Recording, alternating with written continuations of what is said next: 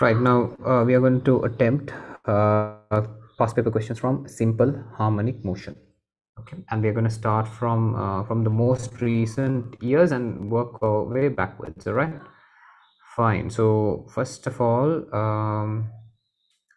here's the question from 2021. Can you remember this diagram, people?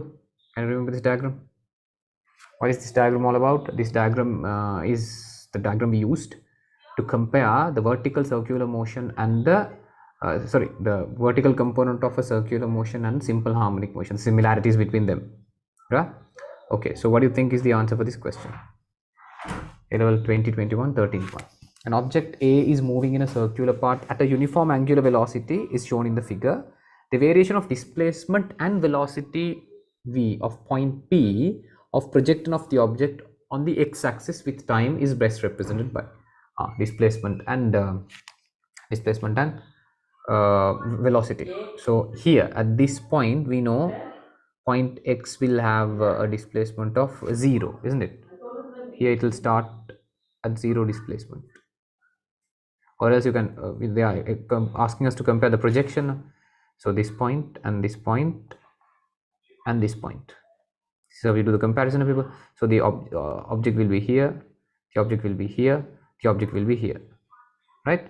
So here we can compare the time. Now time here is, time could be 0, t by 4, not t by 4, t by 2 and capital T. Here time is t by 4, the periodic time, yeah, and here the time is 3t/4, and we know the displacement here it's going to be 0.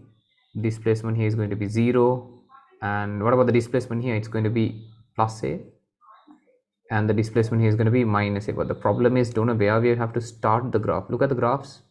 And people, the other thing is the velocity. Let's mark that and then go to the graphs. Velocity at the middle will be maximum. Velocity at the middle will be maximum. The graph or the object could be going down or going up. And here velocity is going to be 0. Here also velocity is going to be 0. So wherever the displacement is maximum, velocity is 0. Wherever the displacement is 0, velocity is going to be maximum. So that when we consider those things, which answer do you think fits best? Now these two are wrong, obviously. Velocity graph, look at the velocity graph. They are saying it's constant, so that wrong. Because they are asking variation of displacement and velocity of the point P of the projection of the object on x-axis. Okay, and then people, what about the other graphs? These two also wrong, obviously wrong, because if this is displacement, this can't be velocity, because when displacement is 0, velocity is 0, not possible. And displacement and velocity can't have the same diagram. Therefore there's only one option, that is the first answer. Can I see raise of hands if you understood this question, understood the explanation? Actually very simple, isn't it? Very simple. We discussed these graphs, so you must have understood that.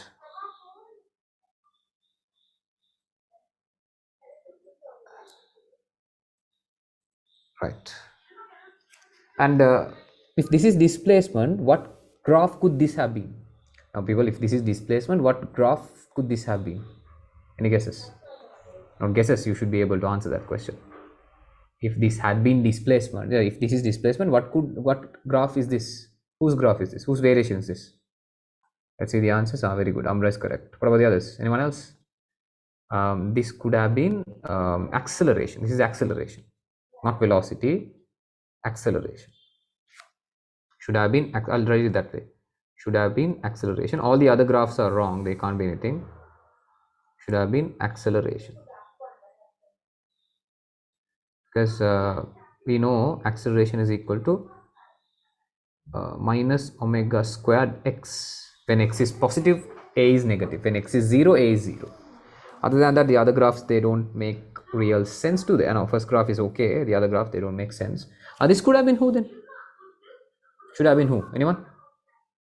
Should have been what? Not velocity. Should have been what? If you have a graph like that, a flat graph, yes, very good, that's total energy. Should have been total energy. We have covered all these things. Should have been total energy. Yeah, right, done. So with that we are done with 2021 simple harmonic motion. And then we'll move on to move backwards, and here are the other years. 20, there is no simple harmonic question in 2017, I think, and this is 2020, right? 2020 and 2019. Let's go with 2020 next.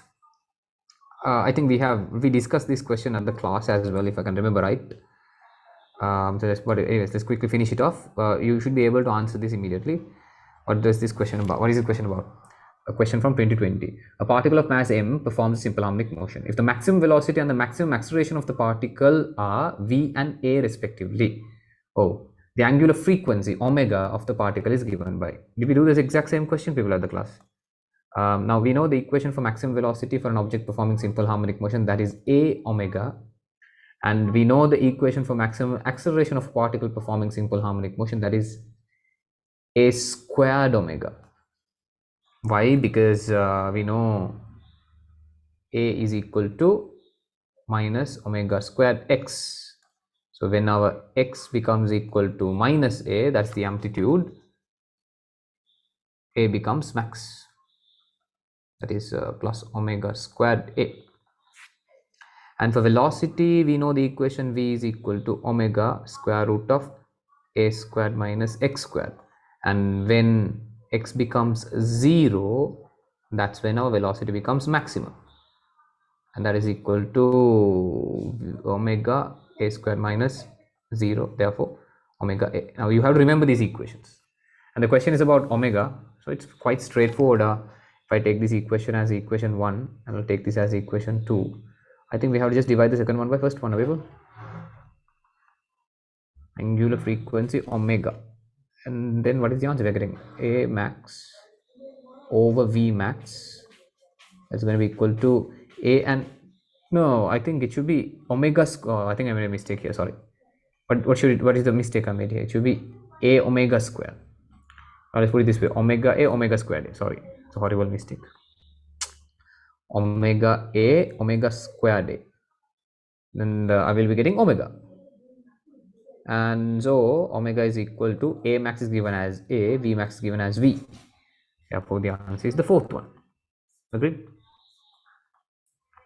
The answer has to be the fourth one, because they are asking for omega, not frequency. If they had asked for frequency, you should have found f, but since they have clearly mentioned that it is angular frequency and they have mentioned that it is omega, this is how you should get it. Did we do this question at the class, people?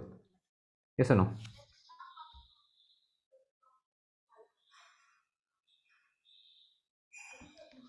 No? Right, not sure whether we did or not. Let's move on. Next is this. This is about the equation we derived just a while ago. An object performing simple harmonic motion while floating on water. A test tube is made to float upright in a fluid by placing a metal ball at the bottom of the tube as shown in the figure.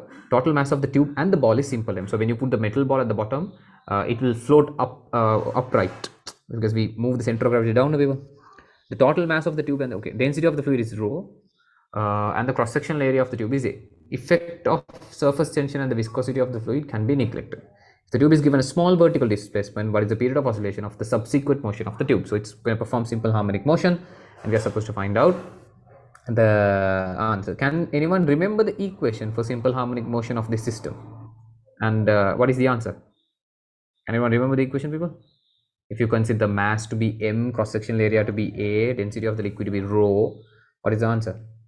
It is the second one. Yes, it is the second one. So if you can remember the equation, it is certainly going to help you save a lot of time. Okay, but let's say if you cannot remember the equation and how you're going to approach it, let me quickly explain that derivation which we did already. I'll take a couple of minutes and quickly show it. So what do we do? The object will be initially floating on water, and then we'll be pushing it we'll pushing it down gently by a displacement of x, which will create an additional upthrust delta u. Additional upthrust delta u. That is our restoring force, which will govern the simple harmonic motion. Additional upthrust is delta u. Okay, so delta u is equal to additional submerged volume density of the liquid into g. Therefore you can see delta u is equal to, they have given the cross sectional area as capital A, then I can say additional upthrust is, additional submerged volume is x times a, x times a, because this is the additional volume submerged by the object, this one, people. This is the additional volume it has submerged. Due to that additional submerged volume only, additional upthrust is created, right? Okay, so it's xa. Instead of density of liquid, we can put rho because it's given in the question, g. And then we go to that restoring equation, restoring force equation. Restoring force here is equal to additional upthrust. Restoring force can be written as minus ma. Why do we put minus ma? Look at the displacement and the force, they are in opposite directions, therefore we put that minus ma, equal to additional upthrust is xa rho g. If you make a the subject, a is equal to minus xa rho over m into g, which can be compared with the simple harmonic motion equation, a equal minus omega squared. Oh, sorry, I think x must be taken out. So it has to be what we call a rho g over m into x. So that can be compared with a equals minus omega squared x, which is the equation for simple harmonic motion. Right, so when you compare these two, you will get an understanding that omega squared is equal to a rho g over m, omega is equal to square root of a rho g over m, then reciprocal of omega is square root of m over a rho g. Why did we take the reciprocal of m? That is because we need to find out capital T. According to the question, capital T is equal to 2 pi over omega. So that is 2 pi into 1 over omega, and that is 2 pi into m over a rho g. Simple as that. If you can remember the equation, you could have saved all this trouble. So yeah, if they have given mass and cross section area, you can remember the equation. But we did a model question at the theory class about with the radius and a density of liquid and object. Then you can't remember this equation. If not, you can remember this equation and substitute the values. Can do it that way as well, right? Up to you. Right, so this is the answer. Answer is second one, that is 2019 for you. Good. So we are done with 2019, 2000, and then 2018. That's again a very good question, which help us summarize most of the equations we learn in simple harmonic motion. Let's see what this is about. 2018 figure shows the displacement time curve for an object executing simple harmonic motion. For this motion, magnitudes of period, frequency, angular speed, and maximum acceleration are given by. Nice. Right, so people tell me, what is period of oscillation here? From the graph, tell me, what is period of oscillation? What's the value?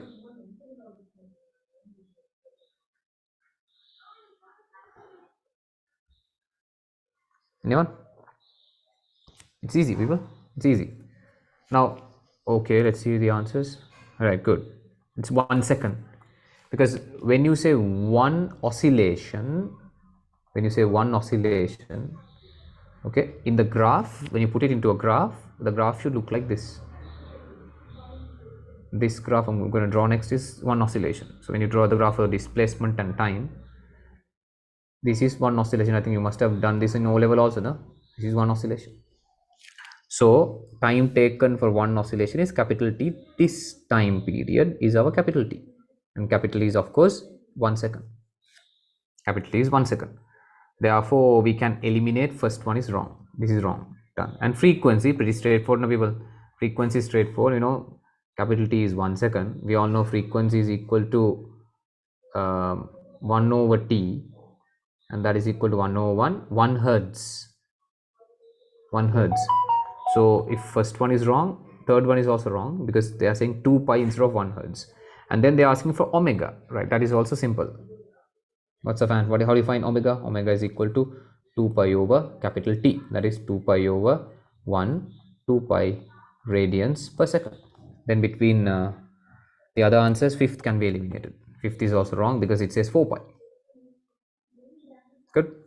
Right. I don't think we even have to bother about A max with now, because we have to choose between 2 and 4. It's either this or this. So what is the maximum velocity? Quickly I'll calculate before I calculate. Okay, wait. Before that, people, we have another quantity to determine, that is the amplitude. What is the amplitude? This is the amplitude, isn't it? the length I'm highlighting or marking, that is the amplitude. The maximum displacement from the origin, capital A, is equal to, careful, 2 into 10 to the power minus 2 meters, not 2. So that's 10 to the power minus 2 on top. That. And we all know, we just discussed in the previous question as well, the maximum velocity of an object performing simple harmonic motion is given by A omega. A is 2 into 10 to the power minus 2 and omega is 2 pi. Therefore, the final answer is 4 pi into 10 to the power minus 2 meters per second. So the final answer is going to be second one. Now it just says 4 pi. You might be a little concerned, but look at the table on top. It says into 10 to the power minus 2. So when you put 4 pi here, it's not just 4 pi, it's 4 pi into 10 to the power minus 2. So we know the answer is definitely second because we have eliminated the obvious incorrect ones, but just for peace of mind, let's find out A max as well. What is A max, people? A max is omega squared A. Omega squared is 2 pi squared into A is 2 into 10 to the power minus 2, that is 8 pi squared into 10 to the power minus 2 ms minus 2. So very nice question, which allows us to revise all the equations on, not all, most of the equations on simple harmonic motion, right? So usually in the past paper questions are not very tough, people. They are very straightforward and quickly answer them, right?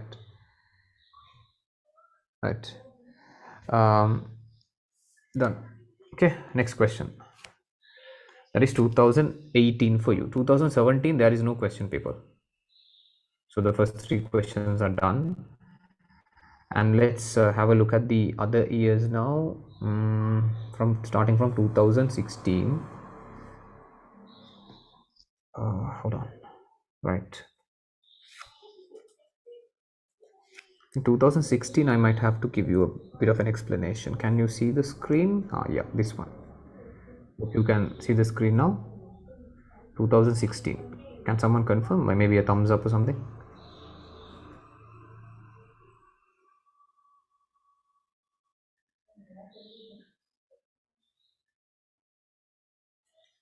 2016 for you.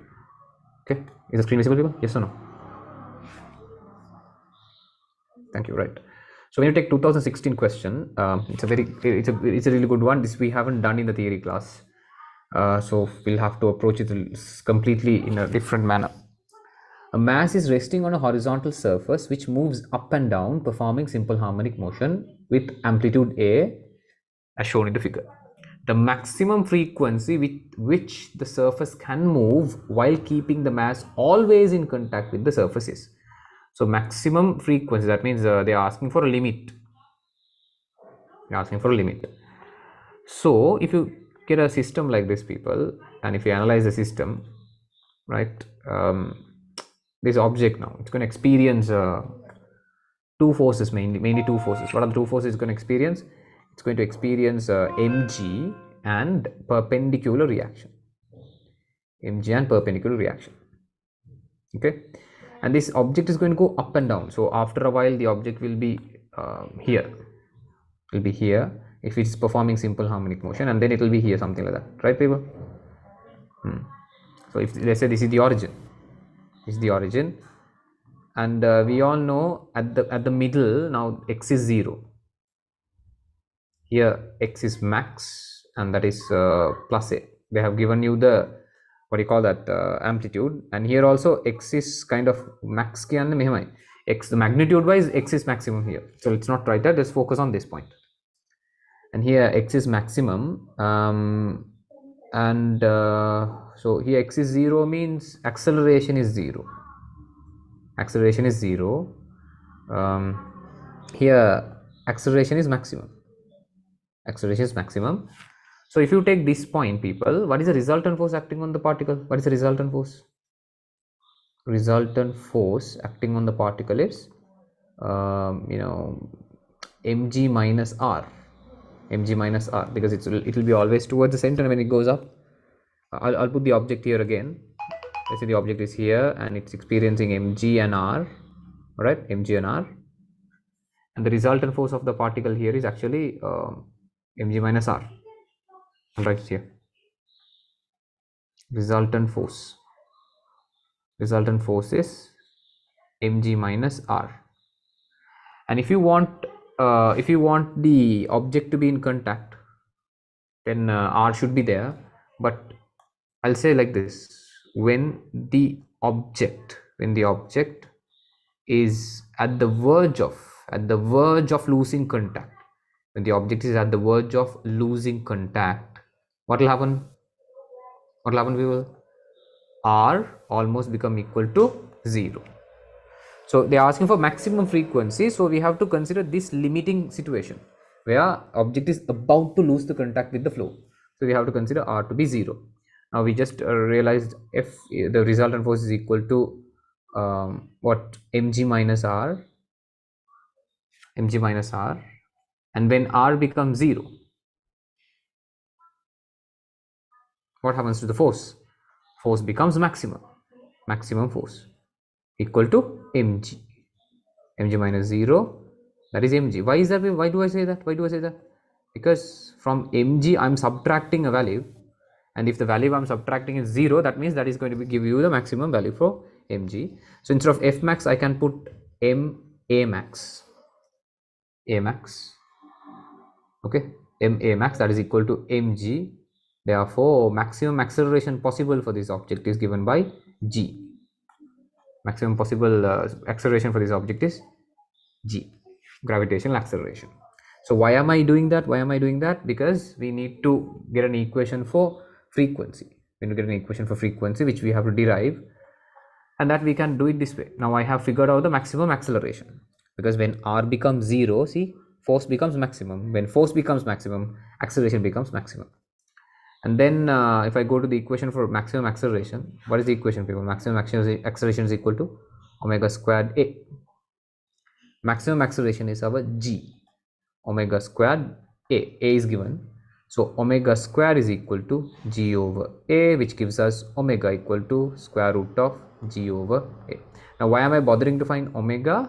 Because of these people. Now see, frequency. So when you talk about frequency, what is the equation for frequency? Frequency f is equal to what? No, frequency is f. Frequency is f. So we know omega is equal to 2 pi over capital T, which is equal to 2 pi into 1 over T. What is 1 over T, people? That is 2 pi f. So omega is equal to 2 pi f. And if you want frequency, all you have to find is omega. Omega over 2 pi is your final answer. So that's why I'm trying to find omega here. Okay, so we have our omega, which is g over a. The way we find omega for this question is completely different. I know some of the students do this in some other way and get the answer, but that method is wrong. You will get stuck if you are supposed to do something else. So you need to know what's the right approach. Okay, then we'll finish it off now, people. So I have the equation for frequency, I have the equation for omega, and if you combine these two, what is the final answer you're going to get? Final answer we're going to get is f equals, okay, omega, yes, f equals what? Final answer I'm going to get is f equals 1 over 2 pi square root of g over a, because g over a is our omega, and f is equal to 2 pi omega. Omega over 2 pi. So what is the answer? I think that's this is 8, people. No, this should be I think there's a printing mistake. Should be g. Yeah, is it definitely g? Can't be 8. Should be g. There's a printing error. Let's change it to g. So what is the correct answer? I think the correct answer has to be the fourth one, isn't it? Fourth one. If you have a past paper book, can you check this question in 2016 paper and tell me if this is the answer I've got? Please. Must be this one. Yeah, thank you. And this is how you do this question. This is new. I hadn't explained this in the theory, but this is the idea behind that question, people. So whenever they talk about contact, always contact and all, we have to think of R. And when they are talking about a limiting situation where the contact is going to be about to be lost, you have to put R0, and then we have to do that when the object is about to topple and everything. It's just like that. Okay, I know this is new to you, little different than what we did in theory. Please try this again from the scratch. All right, fine. There are other ways people get this equation. Now I can remember they use P equal to pi L over G. For L they put the amplitude and get the answer, which is baseless. The method is completely wrong. That is for a oscillating pendulum. Now root of L over G. Here for L they put A, and then they get this, they will get this answer, and they'll argue that that's correct, but that's completely wrong. The approach is completely wrong. This is how you have to do it. Good. So that is 2016 for you. 2015. What about this, people? 2015. What about this? 2015. They have given us a graph for displacement. They have given us a graph for displacement, and they are asking for the graph of kinetic energy versus time. You know, the variation of displacement with time for a particle executing simple harmonic motion over a period of is shown. The variation of kinetic energy of the particle with time over a period is best represented by. All right, good. So if you have a graph for displacement like this, we know the graph of velocity, it's going to be how? Is t by 4, t by 2, 3t by 4, t time velocity. Velocity graph goes the other way around. How is that? Wherever it is 0, velocity will be maximum, and the graph goes like this. But velocity is a vector. The graph is for kinetic energy, which is a scalar, and wherever velocity is maximum, kinetic energy will be maximum. Wherever velocity is 0, kinetic energy will be 0, but the shape will not be identical. Shape will be slightly different for kinetic energy, because kinetic energy depends on half mv squared, no, people. Half mv squared. Therefore 1, 2, 3, 4. Your graph is going to look like the first one, isn't it? First one. Pretty straight. We have drawn these graphs during our theory class. It's this. Luckily we don't have, they have not given the same. And the other thing, kinetic energy we won't have negative. Kinetic energy won't have negative because it's a scalar, not a vector. Therefore answer is the first one. Simple, no? Simple. Right. So I told you, simple harmonic motion questions in past papers, they are not complicated at all. During our theory class we did more complicated questions. And yeah, right. So we have done up to 2015, 16, 17, 18, 19, 20, nearly 6 MCQs, because that's all we have. No time tomorrow. We have guys have schools and everything. So I would like you to go through the remaining questions. See, you can go through the remaining MCQs and see how it goes. Okay, so there are just 13 more MCQs. You can finish it off quickly. Probably you should be completely fine with these questions.